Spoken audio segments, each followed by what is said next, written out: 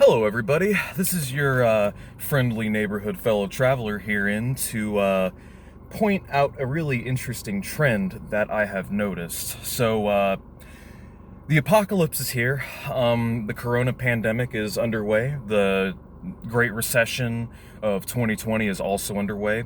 The big red line is going down. Money printer is going burr. And while the apocalypse began, I noticed a couple of things. The sky isn't falling down. The sky hasn't come down crashing upon us. The earth below our feet has not ruptured into a gaping chasm of lava to swallow all of humanity in it. Joe Biden still has dementia. Skynet has not sent back a cyborg assassin disguised as an Austrian bodybuilder back in time to kill me. No, it appears that everything is okay. Everything is all right.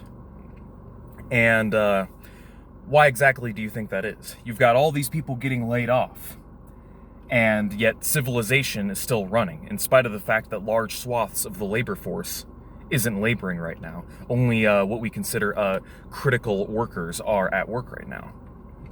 So, what does this mean? That most of the jobs that we do on a regular basis are fucking pointless, and that only a minority of the population actually needs to labor in order to produce the goods and resources that we need to consume on a regular basis to keep civilization running, you know?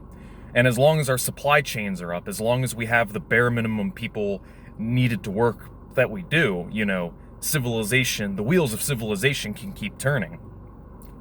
So, the point I'm trying to make here is that most jobs that we do are ultimately pointless, and as Marx and Engels have pointed out 2 centuries ago, that the work week could be drastically shortened, and we could substantially increase people's wages so that we have more leisure time. We have gotten to the point to where not nearly as many people need to be doing as much hammering and sickling that needs to be done as yesteryear, because we've become that productive and efficient as a civilization. Like, we could suspend the market and, you know, break up the labor so that, you know, we could have much shorter work weeks and supplement people with much higher wages because of that, we've become that advanced. We've become that efficient in the production process. A couple facts I want to talk about. Number one, what's been eating up the vast majority of jobs has been automation. It hasn't been outsourcing.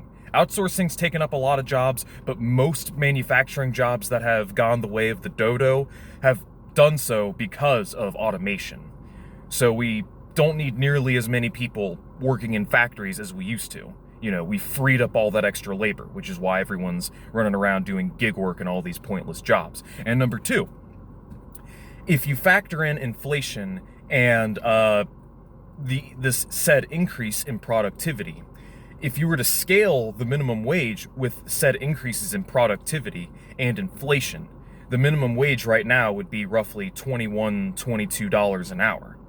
So it logically concludes that this whole thing we're doing here, with this whole thing, with the green paper that we go in and we trade, it's a gigantic spook. The resources are there, the materials are there. What the amount of work that actually needs to be done to keep society running can easily be done within like a 15 to 20 hour work week. So we may as well break it up amongst everybody, you know. Like, now, to be sure, you know, because you have all these people getting laid off, you know, they're not going to be able to pay their bills, and they're eventually going to run out of money, so, you know, they're going to start looting or whatever. So yeah, you've got that to worry about, but ultimately, like, why even have society organized that way in the first place, you know? So I just wanted to point out this basic logic, this thing that doesn't really make any fucking sense to me, just because I feel like this is something that we as left-wingers should be agitating for right now, is shorter work weeks and longer hours, because as exemplified by what is going on right now, we really don't need to be working 40 hours a week to put food on the table. We really don't, you know. We really don't have to have this much poverty amongst plenty. So with that being said, it's time for us to get back to the basics. It's time, what I mean by that is, it's time for us to look back to what Marx and Engels were pointing out centuries ago, with the advancements in the productive forces to showcase that we don't need to work the hours that we are anymore. Like, look at what China did. They were able to suspend the market and shut down several cities, and they were able to keep things going, the world's not on fire, China was able to keep running as a civilization in spite of that, and we could easily do the same thing here, And while we're on that tangent, we can also make some serious gains, serious material gains for the working class.